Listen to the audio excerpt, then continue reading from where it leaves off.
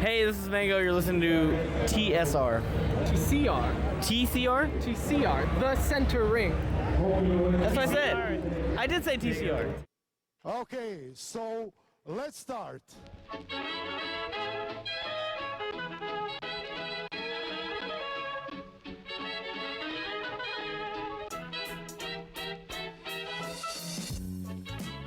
Hello, everybody.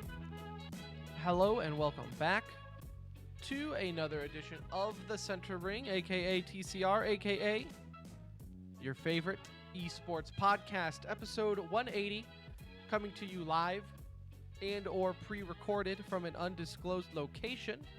The date, October 6, 2019. The time, 8:24 p.m. Central Time. This is going to be the best episode ever, and I mean it this time. We have lots to get to. We got Yikes of the Week, as we do on every Monday episode. Got some e-news to touch on at the end. Is NA versus EU a thing again in esports? Looks like it's kind of kicking up with the Call of Duty League and Counter-Strike, so we'll talk about that. And also DreamHack Malmö. Wow. What a tournament that I don't think was on a lot of our radars prior to it beginning. But what an event. And we'll talk about all that here in just a moment. But first, be sure and follow us on Twitter at The Center Ring. Our website, tcr.gg, has all of the links to Twitter, Discord, which you should totally join, YouTube. Go ahead and subscribe to that. We put all of our episodes on there. We stream it live on YouTube and Twitch and everything anyways. But we're going to put more content out there soon on YouTube, so be sure and follow there. And you know what?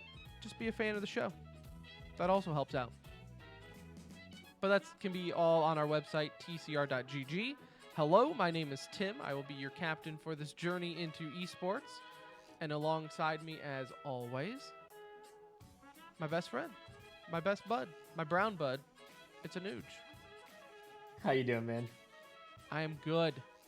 It's Sunday night. Happy Sunday, yeah.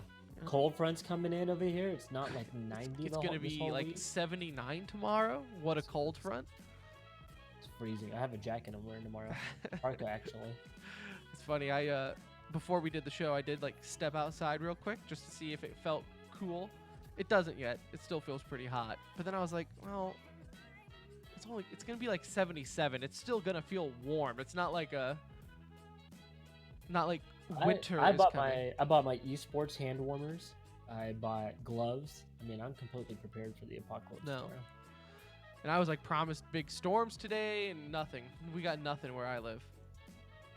But alas, that's weather, man. If we could all operate with the same accuracy as weathermen, none of us would get fired. Like if I could get away with my job with the same type of accuracy that, and this is an argument that I get into with a lot of people. But weathermen are like borderline useless. You just throw up whatever stat you have online or on an app. I'll look at it and I'll figure it out myself. I can look at a radar and see if the clouds are coming. But weathermen are like, yeah, looks like it's going to be about a 70% chance. And then I'm like, sweet, 70% chance of thunderstorms. It's going to be a good night. All of a sudden I go out, it's still sunny, nothing happening. I don't get a single drop of rain. And I'm like, weatherman, where are you at? And he's like, well, I did say 70%. So they're updating odds as they go, because then later on you look at it and it's like, oh, it says 20% now. And then they're like, see, look, we could just change our answer like that. I changed it. There's no lock-in date, right? There needs to be a lock-in time like sports where it's like, no, you gave me the odds. You can't change the odds, Vegas. All right, we put money on this. They got smart. They went with live in-game betting for the weatherman now. Yeah, that'll be Thrive's next thing is weather betting. You can do daily prop bets on the weather, the local weather. That's got to be a thing, right? Gambling addicts. I'm kind of interested myself. So. Let me hear from you if that's a thing. Before we get too far into the show, let me ask you a question, Anuj. Okay? This started today, and I'm really honestly torn with how I want to handle it. And I feel like you and me are cut from similar cloths in the sense of Both Indian. we like to have fun playing games, right? But we definitely play to win.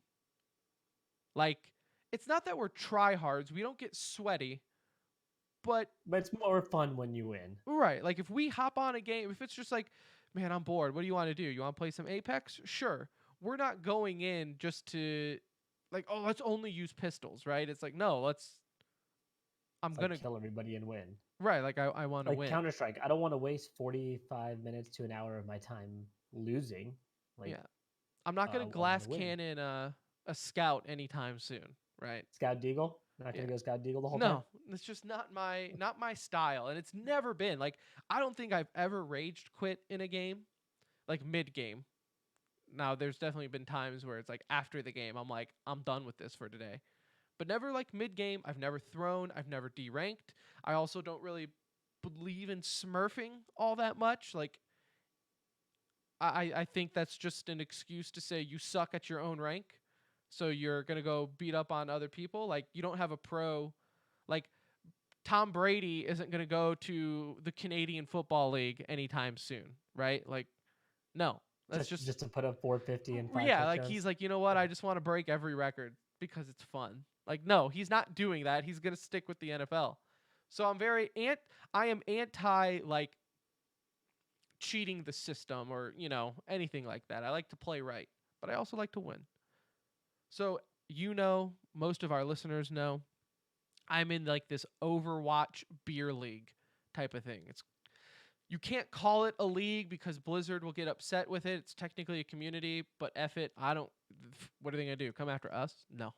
It's a league. It's like a beer league where it's just people and we made teams and there's like, I don't know, 10 of us maybe.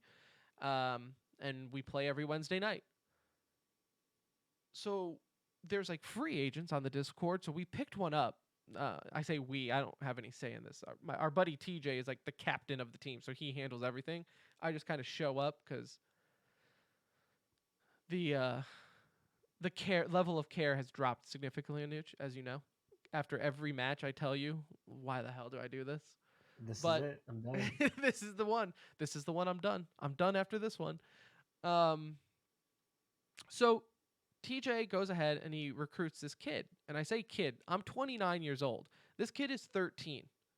Nothing against 13-year-olds. Like, if we have 13-year-old listeners, shout out. You guys are great. I don't necessarily want to play with them, though. And I don't think that's rude. I don't think that's mean of me to say. Like, I'm 29, don't really want to spend my free time talking to a 13-year-old. I don't blame you. Right? Like, that's not wrong. I think any of our older listeners can agree. I used to be that 13-year-old playing Halo where everyone would insta-mute. Like I get it. So today in Discord, this kid puts in the chat, hey, I need one more for a 6-stack. And I was like, oh, damn. Like a 6-stack? You don't get that very often. And then I continue reading the sentence. We're throwing to get to bronze. Uh-oh. So now you got the double whammy. So now, exactly. So now I already really don't want to play with this guy anyways because he's like 13. And now I found out, oh, so you're that person. You're that person who will throw matches to de-rank yourself. And keep in mind, he's like almost diamond. Like earlier today, he was asking, hey, if I hit diamond, am I still allowed to play in the league, right? So this is a guy who was just worried about hitting diamond, and now he's asking for a 6-stack so they can throw to get to bronze and then smurf their way back up. And so me, being the adult that I am, said, what did I tell him? Something along the lines of, I said, do us all a favor and just uninstall the game. Like, I want I want nothing to do with you. Like, knowing that you are that type of person. And our buddy TJ, I think, was trying to diffuse the situation because he knows me well enough. And was like, well, if it's a 6-stack, who's it hurting?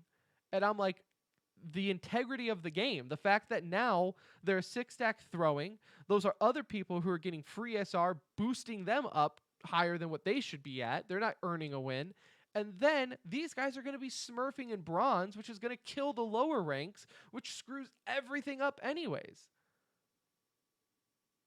So my question to you, it's not really a question. I really just don't want to play with him anymore. I just don't like this kid. I just don't like him. Hey, you have every right to feel that way.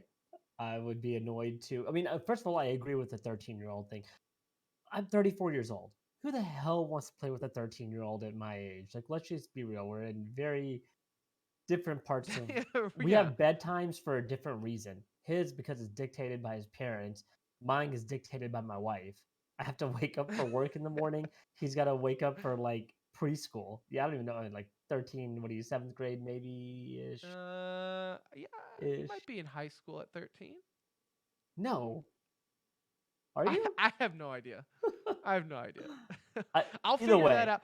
My son turns a month tomorrow. So on Monday, when people are listening to this, my son, he's a month old. I got plenty of time to figure out when high school starts. Yeah, so I mean, yeah, definitely wouldn't want to play with a kid that young, at least in a competitive environment, right? If I'm joining a pug game, we've all been in an Apex match or something where you have that little kid. I don't care about that. That's not what I'm talking about. I'm not backing out just because he's a kid. I'm talking about, like, if I'm playing in a competitive league with my friends, whether it's a beer league or not, it's still a competitive we're all league. Older. We're all, like you said, we're all talking about things. Some things seem Can you little cuss? awkward. Oh yeah. You know me. Would I care either kidding. way? Like, no, I know. I don't care, but it's just one of those things where it's just like, okay. And now that I know he's this type of person where he's like throwing games to D rank, like if he's doing that, I know it's like not exclusively with 6 stacks, right? Like he's totally done this before, or he's definitely thrown games just to be that person. Like if you ever found out that I just have an alternate account that I casually hack with on Counter-Strike because I think it's fun, like you would definitely judge me for that. You would definitely be like, yeah, I don't want to play with you. I wouldn't judge you. I would report you. I would come to your house. I would make sure, like, your and I would expect you to do didn't that. work. I mean, you know what, Tim? Boycott the next game. I think I am. I think I am. You or him, and if they choose him, you know where your friends' alliances lie. Cut ties. I know. Oh, and you know what? Knowing my friends, they're 100% going to side with him. The same reason they sided with the person that I was talking smack to on the game number 1, and they asked me to calm down. I'm like, I'm just talking smack. Like, it's just fun. But no, I know. I wanted your opinion, and I want our listeners' opinion. Like, am I the big jerk for not wanting to play with this kid because I found out that he throws games to D rank to bronze when he's almost diamond, according to him? Like, that's a long drop. Like, that isn't like that's a day's work of throwing matches. So y'all picked up a 13-year-old rather than plugging Brett into the league? Brett's there, but he's a bench rider. Yeah, that's what I'm saying. He rides the bench. So you picked up a 13-year-old to start. Brett is support. This kid, we needed like another DPS. Again, though, I think I would rather, because the thing is like we picked him up because we were struggling in certain areas. Well, we still suck, right? So now, at least before we were sucking, it was just like with other friends that we played with. Now we're sucking with this 13-year-old in my ear, and I know that he's throwing matches. So you know what? The next time I see him make a stupid mistake, I'm going to be like, geez, maybe if you didn't just waste an entire Sunday throwing matches, you would have actually gotten better at the game to know what to do in that situation. Keep us updated on this. I will come back. So we record Wednesday nights after those matches, typically. We normally record before or after. Maybe this week we'll record after so you can get my fresh take on the 13-year-old thrower that I am forced to play with in our Overwatch league. That like I said, I'm having very mixed feelings. And at the same time, I also feel like I shouldn't let a 13-year-old dictate what I'm playing, but if I'm not having fun... 13-year-old just got some surprising airtime on the show. That's the most impressive. Yeah, that's right. That's right. So, you know, that's it. That is my conundrum that I'm in. That was like a quick salt mine. It was. I guess you could say it was a salt mine. We haven't done that segment in a long time, so we'll label it salt mine. Why not? There'll be salt mine. Yeah. Throw in some. I don't know. Let me know as a listener. Let me know either on Discord or on Twitter. You can tweet me at Pirate Mushroom or at the Center Ring. We both see that. And if you're a What 13-year-old listener, let us know what you think Yeah, about this too. exactly. I'm Yeah, kind of true. curious. Maybe I'm the big jerk, but like I said, I've never, even when I was 13, it was always I was here to win. I was never here to throw. I was never here just to smurf. And Tim, that's why we're winners today. We're winners like Fnatic today. That's right. Yeah, yeah. You think anyone in Fnatic threw matches? Do you think they wasted their time ranking to Silver 1? I No, bet JW did. JW seems like that kind of guy. because in Counter Strike, all you have to do is not play for a month, and then the game will rank you at Silver 2. You don't have to. You don't have to throw in CS:GO to D You just rank. gotta play. Just don't, yeah, just play, and you'll all of a sudden be like, hey, we guys know you were LG, but you haven't played in like 2 months, so clearly your skill have dropped to a Silver 2, right? Sure, Valve. Why Why not? not? Why not? No, Fnatic, man, what an incredible story from DreamHack Masters Malmö. Because, like I said, I don't know if it was with New York and the Overwatch League finals, and the major doesn't seem that far away. This really wasn't on my radar of like events to watch, and I know I mean, it's got big teams in it. It definitely should have been on my radar, but up until like the hype of the playoffs and everything, I really wasn't paying too much attention to it. Well, it's on the heels of, ESL New York. We had the major right before that. So now, a DreamHack Masters event, on the scale or echelon of these three, like it's the lowest one. But you're right. There were a lot of good teams, in this event, and a lot of teams to look forward to for various reasons. Liquid, could they bounce back from their struggles? Vitality, obviously, now acquiring Shocks. How is that lineup going to look? And then Fnatic kind of going back to what they do best, right? Like bringing back a roster from virtually 2016, 2017, and a couple of other pieces obviously on there. But there were a lot of teams involved in this tournament where it was going to be fun to see. And that's not even counting Navi with Guardian, right? Like, so now you're talking about 4 or 5 of the top premier teams, all with pretty good storylines going into this event. And everyone Could this showed, be the like, last time you see Optic in CS:GO? that's true. I mean, who knows what's going on with that situation? I mean, that's an interesting situation with them. It's always weird with them playing under the banner because it feels like they're teamless, right? Like it feels like they're orgless. It just, yeah, at any moment they could just, that gun is to their head. The Yeah. org just has to pull that trigger. And config, and you were talking about Optic. Thorn had an article come out at the beginning of the event, pretty much calling out config in his career, right? Like just saying this guy was one of the brightest stars, lack of work ethic, lack of care, whatever the situation may be, just dropped off. And now he's basically second, third, fourth best player on his team, I mean, he's below average at 22. most tournaments. He could come back at any And moment. and that was the whole thing. And so then he came out and tweeted after they were eliminated from the event that he's gonna refocus himself, and that was a little bit of a wake up call. And so Yeah. I mean, it'll be kind of fun to see. Config is, he's 22 years old, okay? And like we just said, look at their situation. Like, he is in an awful situation to be someone who cares right now. Like, I guess you could say, hey, you should care because you're all about to be free agents, or you're really like, you're being shopped around. You need to care so people will pick you up.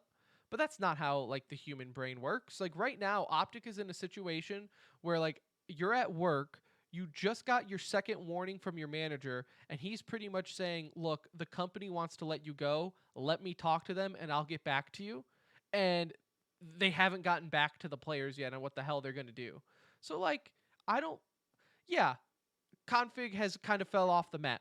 So has everyone else in Danish Counter-Strike, right? Like, that whole scene has fell off the map for whatever reason. But Well, besides Stralis. well, okay, I don't. Yeah, are we gonna let one team try to pick up an entire One 4-time winner pick up the country of 2 teams? right? Yes, we will. No, I mean, but for config, this is not just something that's been happening recently. I mean, it's been an ongoing struggle for him. I mean, he just hasn't performed well really over his last 10 plus. I mean, this is before these announcements. He has kind of fallen off. So, Yeah. anyways, it was just interesting timing. It came out like I said, right at middle to end of the event, and he responded to it, and so just be fun to see if he can re-energize himself because he really was one of the best there when they were on North. He was top 5 player, it felt like in the world at that point, and so. And wasn't he But the yes, one who again, always talks smack? a What bunch. He like talks. he Remember, they were so hated. It happened in Dallas. with Also, G2, some French team. What or was it? surprise, surprise, somebody has a problem with the French team. No, yeah, but yeah, he was constantly on the end of A dispute several somewhere. arguments or Yeah. disputes. Yeah, I mean, he was a problem child, but he backed up his play, so nobody cared. Remember, he had that amazing knife. I think it was in the major. That was like one of the most clutch knives in a 1v1. I mean, he's been in his fair share of big moments. He's also been in his big share of his fair share of controversy. So, um, Yeah. fun to see what they respond with. But yeah, I mean, back to the event. Again, there were plenty of storylines going into this event, so it did catch our attention. I felt like going into the weekend, um, looking at the teams that were advancing and some of the matchups that we had. We had the lovely Swedish derby in Malmö, which would be Nip versus Fnatic. And anytime they go head to head, I feel like it's a pretty special matchup. To have that happen in Sweden, um, really cool, really weird not to see Get Right It's in very play there, classic but CS, right? That's for why sure. it's like an original six in the NHL playing each other. It's like this Yeah. is a classic right now, regardless of where the teams are at individually or with the players. It's like this is one where like I feel like the orgs carry enough weight to where, um, you're paying attention to it. And you know what? I know I said this event wasn't really on my radar, and I don't feel that bad because it definitely wasn't on the locals' radar either. They forgot to advertise, I think. I Or don't know maybe if they they just sold forgot to tickets to open the the event. doors. Like maybe I mean, maybe it was only hopefully there's staff a good members allowed. excuse. There was Was for it a that Swedish matchup holiday? between Like Fnatic and Nip. I was Swedish expecting holidays. I was expecting every seat to be sold out in that venue. Chanting, yelling. I mean, I thought it was going to be a split house. There was like maybe 30% of the stadium full when they started playing. I mean, it felt so empty and it was Yeah. quiet. I mean, I think it was actually DreamHack or someone took a picture and they were like, let's go the Swedish, whatever they're calling it, derby or whatever, right? And they were like, let's go. Like the rivalry exists. And then they had like a picture, like a wide angle of the stadium. And I was like, is this like in the morning? Like what happened? Like is this is a live photo like just about to happen? Like no, that please tell and me that's this was kind of it. 4 hours before the event. Right, and that was kind of it throughout the whole weekend, right? Like any crowd shot, Yeah, it just seemed like no one was there. it seemed fairly empty. I agree. And I always Yeah, thought Sweden was like Europe, right? Like that's a hotbed for esports as I'm told. And this was a big event as far as like DreamHack Masters, right? Like Dallas was a master event for DreamHack this year, and like that was reasonably sold out, I think. So and for a Swedish team to push all the way through into the finals, for it to be empty says a lot because it's not like we were missing star power at any point during the event, and we'll kind of get on to the playoff side of it. But you did have Astralis in the playoffs going head to head against Fnatic. You talk about a 4-time, you know, major winning team going up against a Swedish powerhouse. You have the best players in the world going head to head in Zywoo and Simple. And that drama got stirred up this weekend with the ex coach from Navi saying Simple was jealous of Zywoo, which really I don't believe that nonsense. I think Kane is the one that said it. yeah. I No, I really feel saw like he that should too. shut up. It's It just sounds bad, but I don't think that's true at all. I think that was just him talking nonsense. But you had again the top 2 players in the world on the other side of the semis going head to head. So you had everything there for an amazing tournament weekend. And again, the gameplay did not let us down. I mean, the only thing that did, I think, again, was the crowd support. But the matches that we had were fantastic. Before we kind of jump into the playoffs, just a couple of quick things here. Obviously, we mentioned it last week, but Evil Geniuses were knocked out early into this tournament. Throw away the tape. Yeah, throw this one away. Blame it on the travel, whatever. Just get rid of it. G2 also eliminated, early on. Liquid did not make it out of the lower bracket, so for them the struggles continue and the NAF rumors continue to swirl. I don't think those are real. I don't think they're making a change. They've come out and said that, but We we'll talked a little see. bit Either about that on way, Discord too with some listeners throughout the week. Was if I don't think it's time for Liquid to make a change, but obviously, just given the nature of the landscape, those rumors are going to start flying around. Given one more or two bad events, and it's like, yeah. who do you kick off that team? And it's like, maybe NAF is drawing the short straw, but even looking at there just on paper, you're like, man, I feel like you just ride it out. Like, I like the swap idea that people are discussing if it were to happen. Not saying you should replace NAF, okay? what are they I think NAF's discussing? a great player. Automatic. So automatic would be the replacement I don't there. like that idea. I Um, think that would be terrible for well, him. for C9, obviously that would be really rough. But as looking at Liquid's best interest, I think that would do a lot for him. I also think in terms of bringing in positivity, if they were to do something like that, that would be a solid move. So I would say that would be a win again if that happens. But again, they continue to struggle. This is like the third or fourth tournament in a row. Um, this time felt a little different. Like in the last two tournaments, hey, you got knocked out by Astralis. You got knocked out by Astralis in the major. Like it sucks, but hell, you got beat by one of the best teams ever in Counter Strike. Then you go to ESL One New York, you get knocked out by I believe it was Astralis again. Okay, annoying, but again, still you're looking at them as the best team, if not the second best team in the world. This time was a little different. Losing to Greyhound in the fashion that they lost, I think they were up 12-3 first half and Yeah, came back and 12-3 on Mirage, and then ended up losing losing 16-13. So they won one round on CT side on Mirage. to Greyhound. I mean, this is to one of the lower tier one teams in that sense, and they got 2-0'd by them, so they really got smacked and handed it to them in that match. So these rumors are going to continue to swirl until they have some good outcomes because this is not going to work. You can't be losing to teams like this and then not at least making it to a playoff stage in this event. So we'll stay closely tied to the hip with them because they're going to be a hot topic over the next few weeks just to see what they do. Yeah, it's losses like this too that can help expedite those roster changes too, right? Like you said, like Yeah, losing, like yeah, okay, it's like okay, guys, we just can't win a major, darn. And then you look and you're like, oh, but we keep losing to the number one team in the world. Like, yeah, let's not sound any alarms here. But yeah, if they can kind of, because you got to remember too, what sent them to the losers bracket was losing 16-9 on Overpass to Optic. So it's like even getting there wasn't like, well, they lost to a solid team to get sent down. Like no, they had probably one of the cushiest round ones in Group B, and yeah. And you lose messed to that up. North 2-1, and then you go to Greyhound again. You didn't lose to any powerhouse teams in this event. You No. lost to some of the worst teams in this Now event. So they were also at New York though, right? they were, So but they had an earlier exit, so their travel schedule is a yeah, little bit but different than a team that played still, until still Sunday quick night. turnaround. Still a It little quick is. turnaround.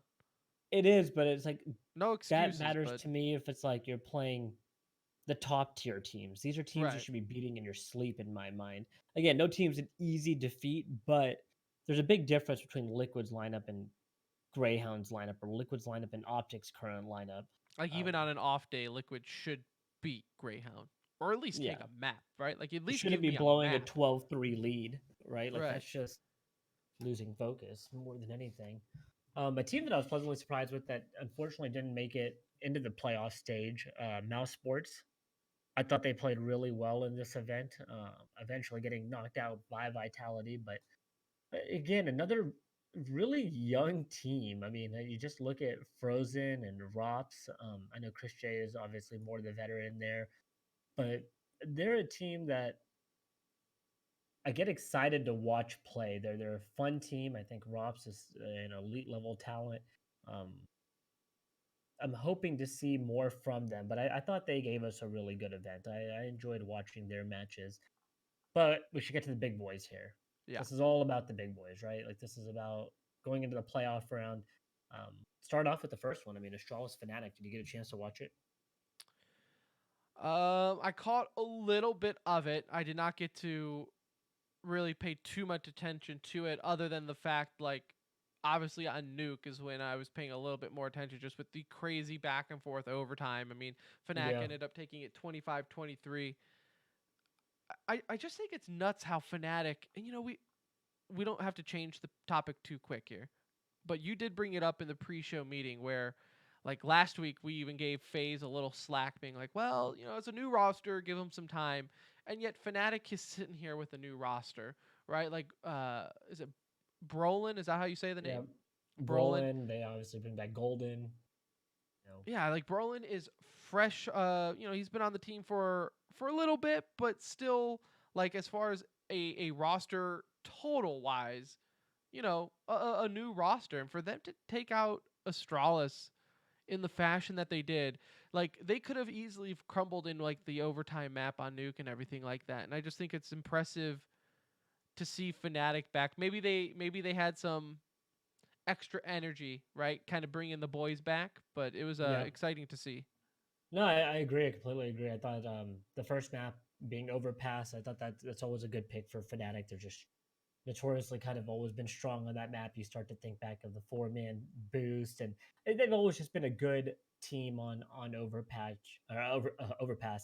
For Nuke, that was a surprising one because Nuke is again a very strong map for Astralis. I think they're the team that went on that 20 or 30 plus game win streak on Nuke early on. Right. This did go back and forth, and it looked tough actually at the beginning. It looked like Fnatic was going to go into OT and really lose this because they had, I think, 4 match points um, on Nuke prior to heading into overtime. And Fnatic went on, or Astralis went on a 4-0 run to end that side, end their CT side, make a comeback and take that into OT. OT went deep. I think it went to 4 overtimes, if I'm not mistaken, 3 or 4 overtimes. And they were able to pull it out. But yeah, convincing 2-0 win. I mean, they were really, you were seeing kind of a old JW. I know that comes up every once in a while where you see JW kind of look like the aggressive opera that we're kind of used to seeing, and you love those moments when you see him because you don't see him obviously as often as you used to. But Crims, I know Crims did not have the best game against Astralis, but throughout the tournament, for me, he was really the X factor. I mean, the number of clutches that this guy had, especially going into the finals, um, seeing that core kind of back together was fun. Flusher coming out of I say retirement. He's been idle for Whatever quite he's some been time in. now. Um, Golden, again, another fascinating Did Flusher story change? because, yeah, he shaved his head. Like, but is that really all? Like, the dude looks like he just like walked out of prison, and not in the bad way. Like, the dude looks like A little bit better shape. yeah, like I Yeah, like, does he's lost some shaving your weight. head make you look like you've No, been I hitting the think he gym? lost weight too. Um, It looks good. I'm just prisons where Golden came from, coming off of the various back and forth. Obviously, he got booted from Fnatic. If people don't kind of remember Golden's history a little bit here, he got booted from Fnatic right after a tournament win, and then was, I think, shipped over to, was it Cloud9 directly after that? Um, yeah. I went from Fnatic to Cloud9. Well, he went Fnatic inactive, Cloud9 inactive, back to the starting lineup for Cloud9 because they had like that. He had that thing going on, went to right? Nip on loan at some point in the middle of all of that, and then found his way back onto Fnatic's roster. So his last tournament with Fnatic, tournament win. His first tournament back with Fnatic, tournament win. So you like to see that. Those are just like good stories, but these guys were beating good teams to get to where they got to. So, this tournament for them probably feels a little extra special. It's not very often that you come out of a tournament and you can be like, hey, we took out Astralis 2-0, and then we went into the finals head to head against top 5 team in the world in Vitality, um, and come out looking great there too. So they were the first team I think to advance. The second matchup was the one that I think was most anticipated going into the semis.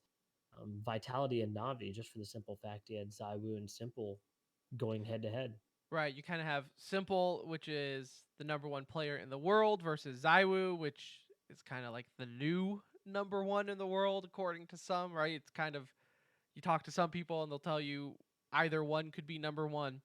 So you did kind of have that marquee matchup between them. Again, I didn't get to watch too much of it, but it obviously went the distance, going 3 maps to Dust 2. Did you get to see some of I this? did, yeah. Simple had a tough tournament in the sense of this particular matchup. It wasn't so much that Zywoo was just outgunning him. He just wasn't doing a lot of the stuff that we're used to seeing Simple doing. Part of it is he's also off of the op now, so people have to remember it's not like a direct head-to-head matchup with Zywoo and Simple as most people might have thought it would have been, just because Simple is now back to being a rifler on that team. Which he Um, prefers. he He does, has yeah, said that he prefers the freedom of being a rifler. and it makes sense because he was, it's going to be fantastic in either role. But you're right. The rifling does give him some more freedom and an opportunity to move around the map more. Plus, you want Guardian on the op if you have Guardian on your team. So Guardian had a tough series against these guys at -15. Simple was minus throughout the series with them with a -5 overall. A low ADR also. So it's showing that he wasn't getting in the Yeah, action as 60. much His as you're used to ADR, seeing. average damage per round, was 64.5, which is not good. Yeah, you consider like 80 and above to be like pretty good, and so he had just a tough series against them. Zywoo obviously was the story of that series. He was great overall. I think his only negative map was Nuke um against them, but yeah, him and Shocks really could be a pretty deadly combo. It was great to see Shocks um, step into a role where he does not have to worry about calling. He mentioned he's been calling really for the last 2.5, 3 years with his various rosters that he's been on. So this takes a little bit off of his plate, and you hope that with Alex's leadership, he's able to really be a top tier just fragger. And if you can frag along with Zywoo, and really be that Robin to his Batman, because Zywoo needs to be the Batman in this scenario, they really have the potential to be something special. And I thought what a great first showing for these guys to make it all the way to the finals. Um, Beat a team like Navi, even though they had Guardian and it was kind of a little new for them. Um, they looked good. So Hmm. check goes to Zywoo, I guess, in the first head to head for them. Settled. He's the best player in the world. Number one. And that gets us to the grand finals, Fnatic versus Vitality. These are my favorite types of finals, right? Because A, no one was expecting it. Like, maybe Vitality, but really, for the most part, though, either one of these teams that were going to win, I think everyone would have been like really happy about it, right? Like Fnatic, you still had that feel good story of they got to the finals in their home stadium with tens and twelves of fans watching, like the dozens of fans watching in the stadium. How amazing for them to have like a private show that Fnatic is there. And then Vitality, I think everyone is waiting for that moment for them to really like take charge and be that top 3, top 2, maybe even team, with Liquid struggling the way they are. I think this is probably their better time to take advantage of that. But Fnatic wasn't having it as they ended up winning 2-1. Now this I did get to watch. I watched Inferno and Mirage earlier today, and apart from when Inferno went into overtime, they were close matches. But like even Mirage, I felt like Fnatic was kind of in control like the entire time. Even when they finished that first half 9-6, like Fnatic looked really really confident throughout the entire match. Well, it should have been a 2-0 series. Fnatic just couldn't close it out in Inferno. They had what, 6 Well, match they did points, they I did think. close it out. They didn't close out Dust 2. They didn't. Oh yeah, I'm sorry, but they should have closed out, I guess, Inferno early on. They Right. had like 6 match points that allowed that to kind of carry over and go into overtime. And then you're right, Yeah. they did win it in overtime there. Um, yeah, I think in this particular matchup, we saw a lot of what we were hoping to see. We saw a great JW play. Um, again, Crims, we mentioned him a little bit earlier, was fantastic throughout really all three maps. I know he was negative in the Dust 2 match, but um, again, I felt like he was just an effective player. It was their core really has something there, right? Like in the sense of they just know each other so well. And there's that excitement when they're doing well. You can see how happy like they are playing CS. You know, like Right. it's almost like you're watching them from 3 years ago. Now this isn't the But first homecoming for Fnatic, right? Like they no, broke up a little third. bit. They went to like Godsent, right? Wasn't that like the team that Yeah, they kind of they had split the for? split. And then JW ended up coming back, and then all of Meister ended up leaving, and that's how he got up to FaZe. So obviously time will tell as far as how this one turns out, but no, like they really like they looked good at this event. What do they take from this event? Like in the sense of what do we take from this event on Fnatic? How much carryover do we anticipate seeing going into future events? My takeaway from Fnatic for Malmo is that the players know their roles, right? So I do think you will see some carryover as far as you might see the only drop off that you might see I think is going to be like raw talent. I don't know if things were reversed and can they 2-0 Astralis again? That I don't know, right? Like, are we going to see a carryover on that type of level? Probably not, right? But I do think that you're going to see some carryover in the sense of like I would be surprised if they just got blown up at the next event. I think they're always going to be a tough out. I think it's going to be tough for them to have any sort of consistency in terms of winning tournaments. But I think they're always going to be a tough out just because they're a veteran savvy team.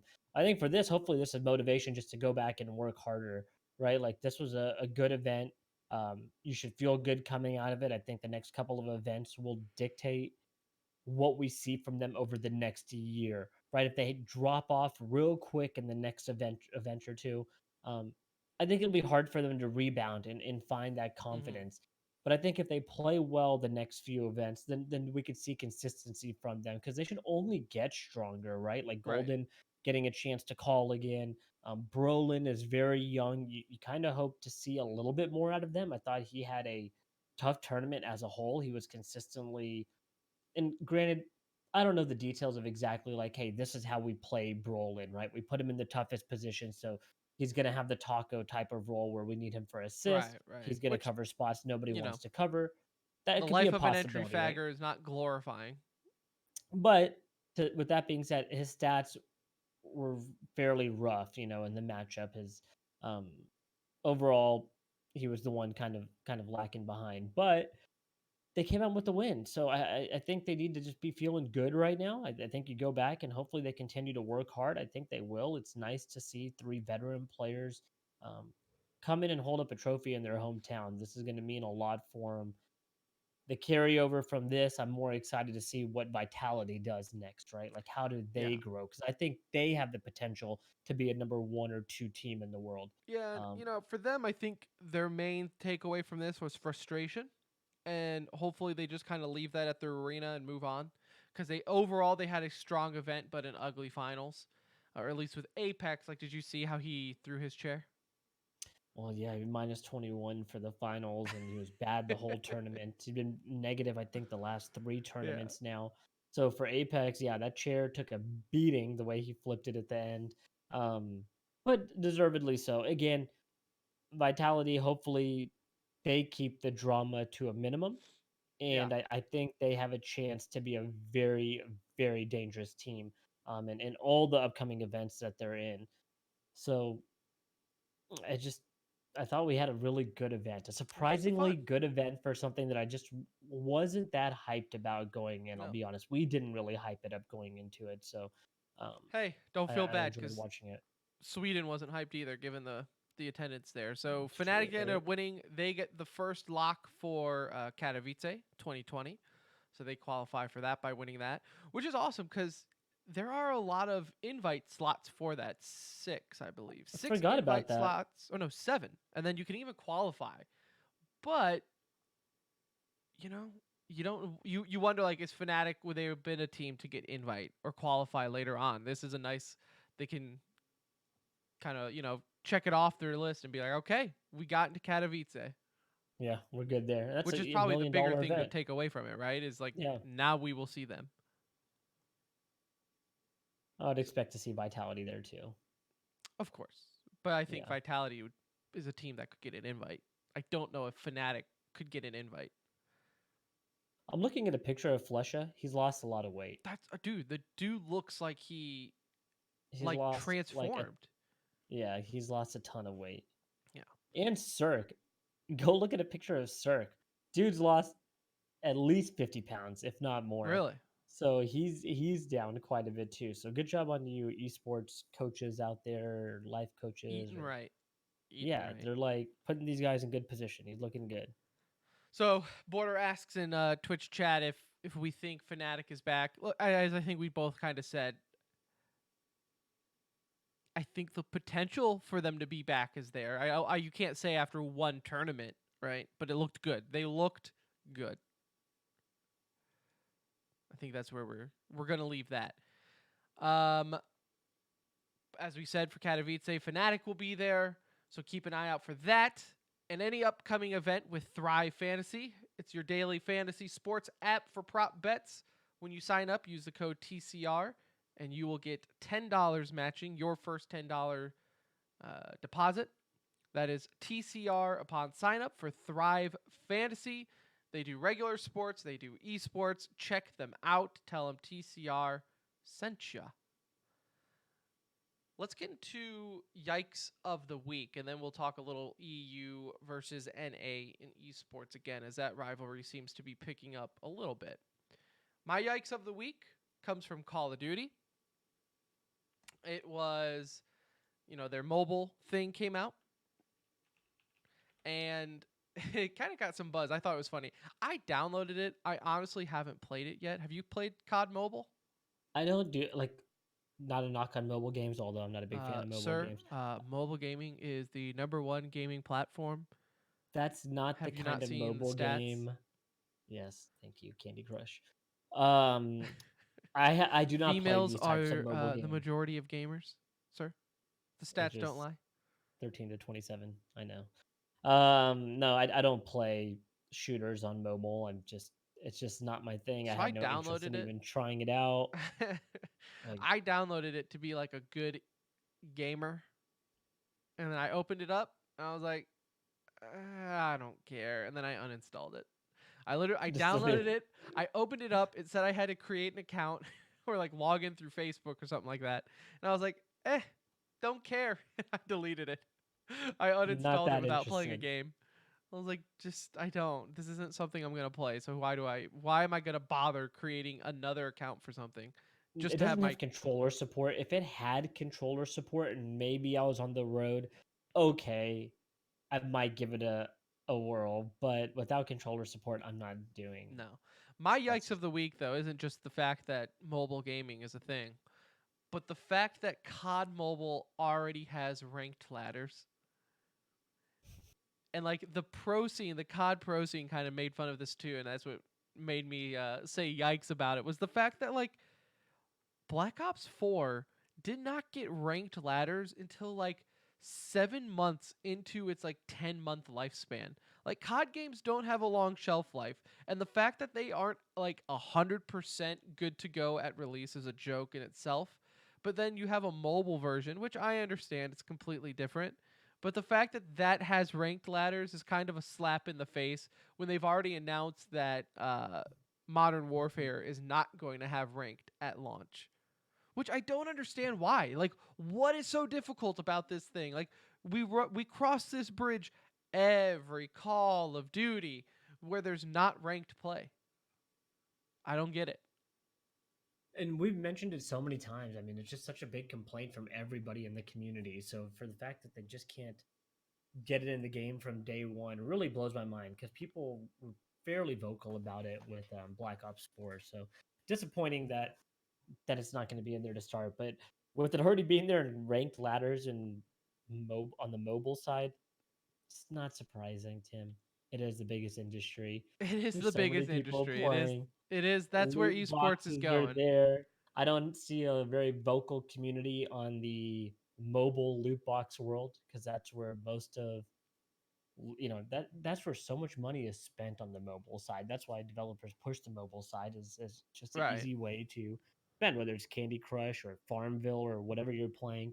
Um, it's an easy money dump. You know So what? We should return our new laptops that we just bought, Anuj, and just get the iPhone 11 because that's where the industry is going. I think the iPhone 11 is more expensive. You know what's sad is you're probably right. The fact that cell phones are more expensive than our laptop, you are probably not wrong on that. It's ridiculous. What is your yikes? My yikes of the week is a little outside of the esports realm. So for those of y'all that don't know, Tim and I are traveling to BlizzCon coming up here October. I guess we leave the 31st, so we're Halloween. leaving on We leave on Halloween. Halloween. Thanks, Blizzard, And for making me miss my son's first Halloween. Appreciate it. they weren't thinking of you, I guess, unfortunately. Or anyone. But That's an the awful event day. is out in Anaheim. We're flying into the lovely LAX, which is already hated by most. Well, LAX decided to double down on the hatred here. They are not allowing any more third party ride sharing apps so this is like no taxis, no Ubers, no Lyfts at the airport. And this gets implemented 2 days before we travel. So You have to not take only a is it already shuttle. sucks, you're You have to taking a take a shuttle. shuttle Yeah. to a rideshare parking lot. Yeah, you're taking it to a rideshare parking lot. It's going live 2 days before we arrive, so it's gonna be a shit show. We can already And assume. it's not just going to be for us. Like everyone is probably flying in that day. Like it's like the Friday before, it's Halloween or it's Thursday, I think is what it is. It's Halloween, so everyone's going to be flying on that day to get to BlizzCon, which is the next day. It's going to be like you said, like I already was nervous going through LAX. The only time I've been there is like when I was little. And so now like it was already going to be a mess. I hate traveling, by the way, Anuj. You've never flown with me. I'm not a bad flyer. You just have to listen to me complain, which I know isn't too out of the ordinary for just any day life with me, but just be prepared for more complaining. So you're saying my investment in my QC35s were a good one, No, because I'll just keep tapping your shoulder. I'm like, why is this taking forever? The, the, and then you're the saying my pilot said prescription prepare for for landing. He said prepare for ambient. landing. Why has it been 40 minutes? He said prepare for landing. That gives me the assumption that we should prepare. Why did I put away my stuff now? If I had 40 minutes to kill, gee, this would have been nice to have my Switch out Rookie move, Tim. You leave your devices out until we're until the literally about to hit the ground, until those and wheels even hit. then, you continue to go. Until If I'm those in the middle wheels of a hit. movie, I'm not putting it up. No, yeah. So definitely a yikes from me. I know it's a way for the airports to make more money. They want you to park there and use their services, but to get implemented 2 days before BlizzCon, it just sucks. So Devil's either advocate way, is maybe curbside just was really sucky, and so now going to a lot won't be as bad. with a Maybe million other people in line, that's my thing, right? It's like now that lot is just going to be a mad dash of being like, is this my Uber? Is that my Uber? Like which mine? you'll It's gonna really be looking at license plates that day. yeah.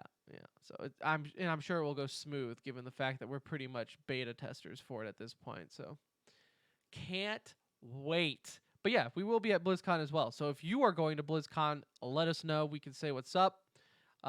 If you're not going, but you want to see certain things, let us know because we will be attacking that via the ground. Let's talk a little bit about this. We don't gotta get too far into it.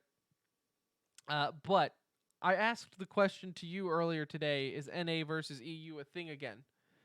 And I say this in the realm of like players rosters, not so much skill. Even though for a little bit there it looked like NA Counter Strike was a thing, and now like Liquid is kind of a joke again, choking at any moment they can. I guess Evil Genius, but because when you look, it broke earlier this week that Alexi B reportedly turned down $1 million to play with Complexity. Jason flew over. He was whining and dining him, offered him $1 million, reported by Richard Lewis. Don't know if it's been confirmed, but he's pretty good on his word. To play for Complexity, and Alexi B said no. The question was, because I think we even talked about it last episode, maybe. I don't they all run together. Is like, well, what what was it that turned him away? And turns out that he was probably also talking with OG Esports, because now it's rumored, pretty much confirmed, that they are entering in the Counter-Strike world. Kind of weird. Where did they get all their money from, Tim? Winning back-to-back TIs will do that for you. You can Interesting. you can buy a pretty nice roster when winning back-to-back TIs. So OG, of course, if you don't know, is top dog in the Dota world. Only org to ever win back-to-back TIs. So it's dominate. and, really, we're like and in that's dominating That's fashion. all they do is Dota. Yep. So it speaks a lot to Counter-Strike, the fact that they are coming over with the wave of all these orgs. I like that approach though, right? Like get really good at something. Show that you have a proven model and then expand your business. We Don't see it almost buy vice versa everything. of like, hey, let's get into like 6 different esports at one time and really just be average across the board, but we have a presence in all of them, right? For them, their approach was, okay, back-to-back years, we're number 1, we have the best roster, these guys are happy, we know how to take care of them. Let's move into another tier 1 esport in Counter-Strike and put together an international roster. When we say international roster, this is kind of where the NA-EU part becomes a little convoluted in my mind, because EU, it counts every freaking country over there, right? Like it's not Even like like we're Russia. just talking Like about they even Denmark. throw Russia Yeah, in EU. they get everything that is not NA is like EU. Now, to And be so, fair, NA does get Brazil. do we though? Do we count Brazilian CS? Do we say, oh, that's when SK was winning? Did we say NA is on top? I guess no. You said Brazilian Counter-Strike. Like SA, like South America was number 1 for a long time. But you didn't even say South America. You just said I Brazilian. It only mattered for like pro leagues. Would we join the two? But Right. you really wouldn't say like they're an NA org, other than the fact that they're based, now they're living in LA or whatever the hell they're doing. But like EU gets everything from Everything. Russia to UK. Well, and of course, anything the in beauty of between. EU, right, is like half the people talking smack about EU Counter-Strike is better is like from London, who I don't even think anyone in London has CS:GO installed into their computers. So that's also Except the for beauty other of than it. Smooya, nobody is playing over there. They have like one Right. pro player in the whole country. Right. I think actually Alex as well. But anyways, not a lot. This roster that they're putting together, pretty crazy. I know we're not doing like a deep dive on OG, but for people to know what their roster is, they signed NBK, Alexi B, Valde. Now, those 3, what is something all 3 of them have in common? Track record? No. You know how to say their names without hesitating? They're all IGLs. So Okay. I'm Okay. kind of curious to see how that plays and what roles they take or how they split up the duties. They signed Isa. Isa was currently warming the bench for Hellraisers, but we've seen him perform really well in a lot of tournaments. And then Jampy. Jampy is a young but really good opper, so he'll be taking over the op role for him. So they put together a very solid EU team. Now, to bring this back around to our topic of NA versus EU, I don't know if it really went anywhere.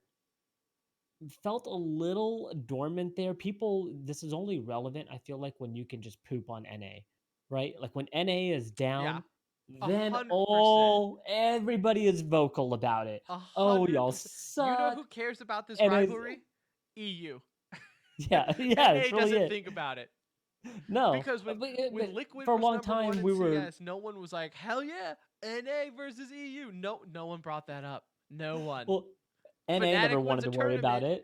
it. EU Counter Strike, baby. Like, Use okay, back.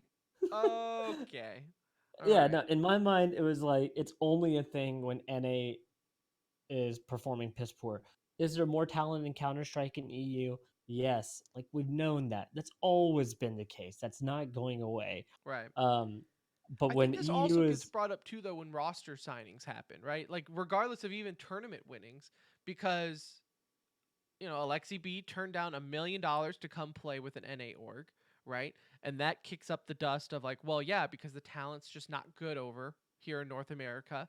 Cloud9 has been struggling for 2 years now, going on 2 years.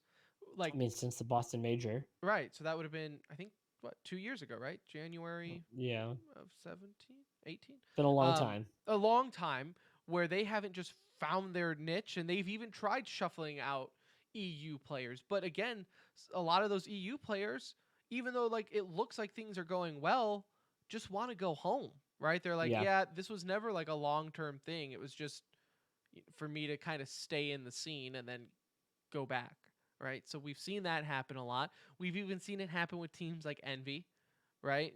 They've picked up European players in Counter Strike. I think the one time you see outside of Counter Strike where this is the opposite, right, is we're seeing it with Call of Duty now, where COD Paris announced their full lineup. Eh, nothing nothing too amazing. And I know we talked about this, I think it was like last episode or a few episodes ago, where, what are these European Call of Duty teams going to have? Because the European pool for top talent, like I know there are Europeans who are pros, but I'm talking top head turning lineup announcement type talent, right? I think even those top EU players are going to be wanting to play on the North American side because it's where the skill is going to be, right? yeah, yes. So, you're right. The best players in the world in Call of Duty are North American players. Um, the second thing there is with the franchising model, you're limited to X number of teams, right? In this case, what is it, 12 teams or something like Yeah. that? So you're gonna have to cross borders there if you wanted to find a team on the EU side, if you're an EU player, because there's only like 3 or 4 Right. EU franchises, if even that many, right? But So even here, majority like of the for like the teams, NA side, right? Like this is the first time where everyone's a free agent. You really kind of had your for some of the players, I'm sure you kind of had your pick of the team, right? Like where yeah, you wanted to go play. Like and Clayster, most, I'm sure could have gone and signed with any city. So the but fact, he wants to be close to Austin, so right? Dallas makes sense. So like Although I don't, location does make a difference when it comes to the NA versus EU as far as like you know and like esport it's weird like esports hasn't hit that point yet, and maybe it's a money thing, maybe it's just the fact that everyone's so young. I don't think that's the case with the next point I'm about to make, but like you see it in soccer all the time where where's the best talent for soccer players? Europe. You're going to have Americans go over and play in Europe at a young age because that's where the talent is at. So it's weird that esports hasn't really hit that turn. Like people are in esports are still wanting just to play closer to home still. well, your example is actually almost spot on, right? Because who are the EU players that come play in NA? Generally, think where are they at in their career, right? Kerrigan going to Envious, considered in the later parts of his career, was willing to take a shot with a younger team just to stay in the mix, right? Until the moment Now Sports offered him a contract, dude was on the first plane over there. Flusha to C9 again, kind of been around the ringer a little bit, was So almost what you're feeling a little saying washed up. is NA Counter Strike is pretty much the MLS for Europeans. As a whole, yeah, Yeah. because there's only now like the top tier is very different, right? When you start looking at evil geniuses, like there is no evil geniuses of MLS. There is no liquid MLS that'll go in there and whoop up on the best teams in the Right. world. Like that's just not the case. But there is a big disparity with Call of Duty. Even COD Paris as a international team, they have 2 North American players on that roster. So those franchise leagues become a little different. I think Counter Strike is the one league where you are always going to see that separation. It is going to be very difficult to get an EU player as an individual unless they need like that one shot on a big team. Think of what Complexity just did with Blamf, or however you pronounce it. I think it's Blamf. I'm sorry, I don't know how you pronounce his name. Um, with him on the roster, okay, he's coming from Heroics. The guy wants to be on the big stage.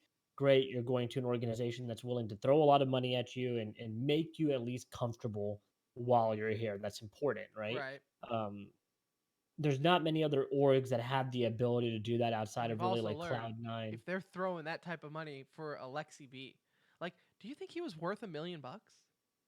Not at all. Like, that's an But insane. Like, are players I really think making that much on Jason that got level? put in a well, yeah, I don't doubt it that the players are making a ton of money in Counter Strike. I mean, I think the top tier players, your Colzeras, your Nikos, these guys are making top dollar kind of money here. I don't think Alexi B was a bad option for them. I just don't think the value. Jason put himself in a tough spot. He could have been doing this all along, and it would have been fine had he not called everything out and put himself kind of like If he didn't try to in go, the if he didn't forefront. go He could have scorch been earth doing this. on He his should own have been doing what squad. he was doing, but he made it all very vocal. So I think he was also pressured in the sense of, okay, I better get somebody here, or this is gonna look pretty bad. This is not going to be a great look, and so I think they were willing to overpay.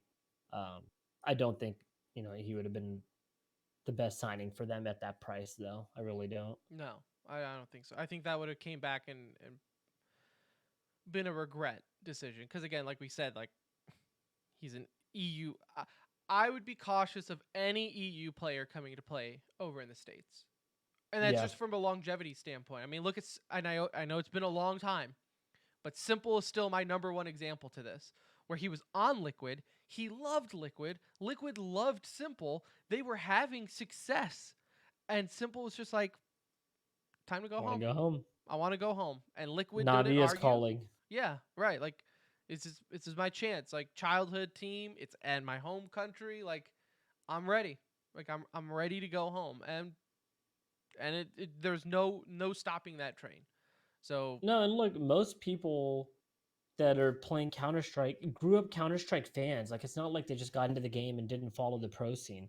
These guys are following people from their own country as kids. So, like, Simple wanting to go back to Navi makes 100% sense. Like, yeah, he grew up a Navi fan. If Tim was playing for, I don't know, SK, and all of a sudden Cloud9 gives you a ring, like, you know what, guys? I love y'all, but I want to go play for my right, home team. And so there's always going to be that NAEU bridge. I think Counter Strike is really where it's most visible. Across the other esports, it's starting to get cluttered. Look at Overwatch League right now. We don't say NA versus EU. It's really like NA versus like Far East. What do we say there? I don't know. What do you say Land of the for Rising Sun. yeah, Land of the I don't Rising know. Sun? But even there's like I don't know. cross It does, and that pollination doesn't even going work on. either because yeah, like you have you have like American teams with full Korean rosters, right? Like Yeah, that. yeah. Overwatch is so different as far as that works. Counter Strike's the one where they really keep that rivalry in the forefront. They keep it visible, but again, I think it only comes around when NA is really struggling to to make their Right. rosters or fill out rosters and not performing well. So at the top tier, though, not as big of a difference. I mean, having Liquid, having Evil Geniuses, you're talking about two out of the top 5 teams in the world. It's really hard to say anything. But Right. trust me, the moment they start losing, Oh, everybody's it's going to be back. vocal about it. It is It's back. back. So Yep. let us know. Let us know on Discord or Twitter if you think NA versus EU is back for CS or anywhere else in esports. Did it ever go away? Are we correct? As EU is a bunch of crybabies and they're the only ones who care about this? Let us know on Discord or Twitter at the Center Ring. We would love to hear from you. Let's get into some e-news real quick. A little bit here to get to. In CSGO, Kiyoshima signs with Team Heretics. I I've I'm a fan of Kyo. There are a few people in Counter Strike that I really don't understand why they can't really shine in. Steel is one of them. Brazilian Steel, not American Steel. Brazilian Steel, FNS, and Keo. Like those guys right there, I never really understood why they can't find a home and stay there. So hopefully this is Keo's home, but we'll see. Yeah, I mean, for him, you almost wonder how he didn't get onto another top tier team. This is on the lower tier side in terms of re-entering CS:GO for this particular team. So I think they have to make some more um, roster moves to be competitive. And there are rumors out there of obviously like Lucky joining and Duvidek, I believe is how you pronounce it, but former LDLC player. So if they make some moves, yeah, but it's unfortunate because this does put him in a position to where probably not going to hear that much from him. It's like Scream joining Gamers Legion for that short period of time. Like he was there, he was active, but you're not going to see them at any major, events, especially invite events. Right, right. So we'll see. In Overwatch, we'll talk a little bit about this, maybe even on Thursday's episode. But the World Cup is coming across over, of course, with BlizzCon right around the corner. So drama is spawning from the World Cup as, if you follow it, Blizzard has announced that they're not paying for the teams this year. They're not paying to fly them out. There's a lot more teams this year, though. That's why. Like before, it was only, I'm making up the number, maybe like a dozen teams, right? So it wasn't like it's that big, but now there's a lot more teams. Blizzard's like, yo, we aren't gonna fly it out. It's based off your own tab to get out here. So that's causing some issues with some people in the sense of not like some people are saying, well, that's messed up on Blizzard's end. I don't really think so, in my opinion. I don't know what the norm for that is though. Like I like how many teams are at this event? I don't know off the top of my head. There's a lot though. It does feel weird that you're not paying for the players to come out, or like I don't know. Maybe we'll dive into this next week. But just the world, and that's why, like, maybe this will be Thursday show. I actually have to like do research to see what the norm on this. Do teams like does the World Cup pay for? Like I know, like the Olympic, the country pays. Like that's all on the company's dime or the company. It just feels weird that they're not getting taken care of from somewhere. Like someone should be taking care of them to get at least here. A little bit. Yeah. Right, it is weird. But so one of the major issues, like Spain announced just this week that their sponsor, who for this entire time has said, "Yep, we're gonna fly you guys out. We're gonna be your sponsor." Well, they haven't heard from them. We're like, "What's the deal?" Call up their sponsor. The sponsor's like, "Look, we would still love to be your sponsor, but we gotta back out. We can't pay for it. Like, we're not gonna do that." So now less than a month of BlizzCon to go, and they're like, "Well, okay." So like they're asking for donations. I'm sure they hit it. I haven't looked, but they're not the only team in this situation where like they're having to ask for donations. We mentioned a couple weeks ago with Yikes of the Week, the jerseys being pretty basic.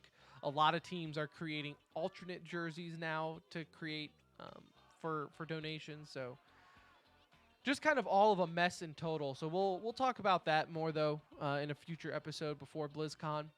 Blizzard also released an article showing average player salaries. Kind of funny because we were just talking about this in Philly, like what these players make. Remember that? We were talking with a couple of our buddies who talked to some of the players and got an idea, and this does kind of line up with what they said.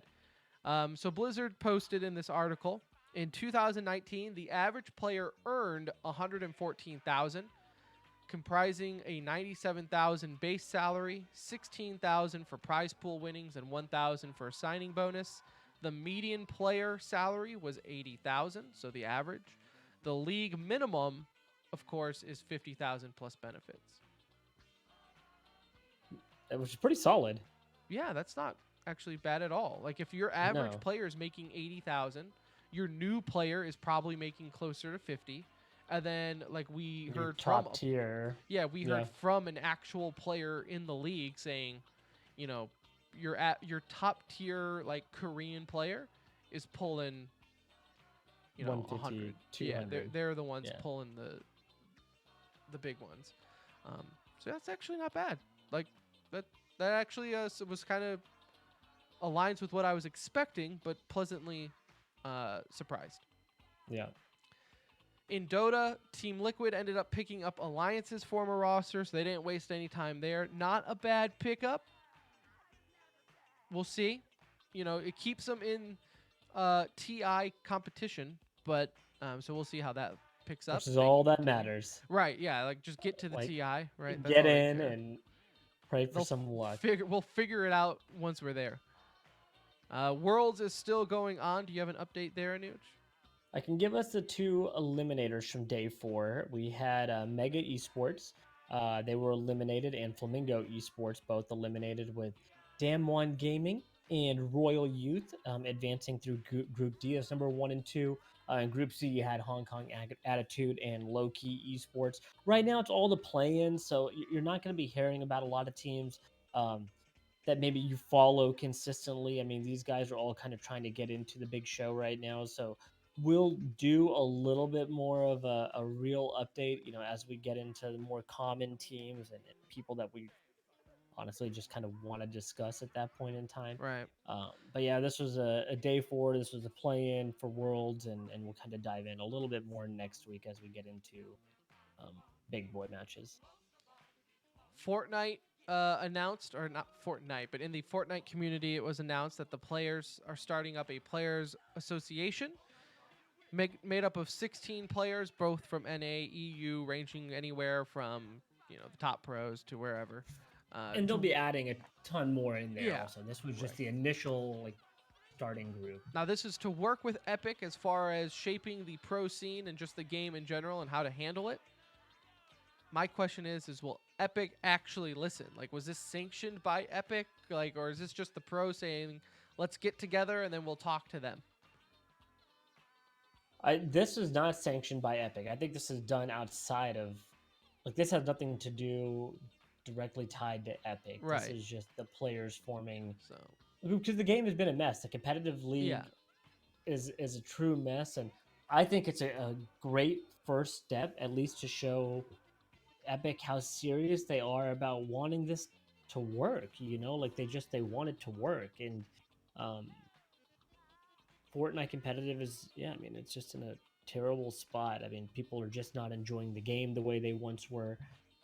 It is naturally going to lose popularity, right? It was so high up, so it is going to dip there, but I feel like we're seeing the decline a little bit faster than anybody thought we would. yeah. I know that puts a smile on Tim's face a little bit. No, I thought Fortnite was a great game. Really showed what true talent and skill was like. That's why a bunch of 13-year-olds can play.